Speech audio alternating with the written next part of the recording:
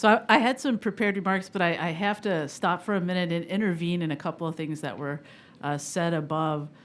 For one, I've heard Dr. Sylvester say several times that there are all these classes with race and gender in the titles. And I was like, that just can't be true because I teach there. And of course, I looked it up, and one of the things I discovered is that she's double and triple and sometimes quadruple counting cross-listed courses when she comes up with those numbers. So I just think it's important to point that out, that some of these decisions are being made on bad data. I also just wanted to draw attention to the fact that the young man from Texas A&M, he's talking about these courses that were not worth his time, but those are elective courses that he chose. And so it's not our fault that he made bad choices. And same with the student from UTEP, who, as you know, Professor Fagelson noted, she said she was required to take an Intro to Women's Studies course. That's actually not true. That's one of 16 courses that one can take to fulfill the language, philosophy, and culture requirement.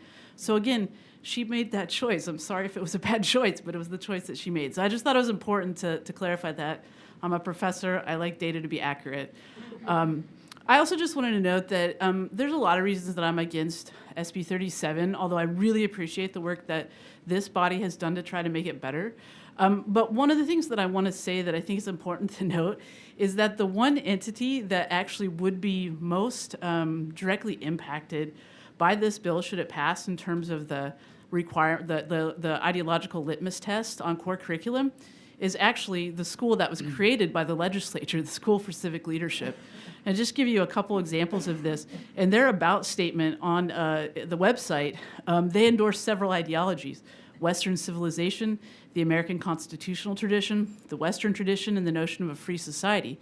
Now, each of those, because they're Western concepts, while you did take out rightly the social and political beliefs section, those imply a religious ideology as well. And so I think actually that's where the most problem would happen with those core courses. So I just wanted to mention that, and thank you for your time.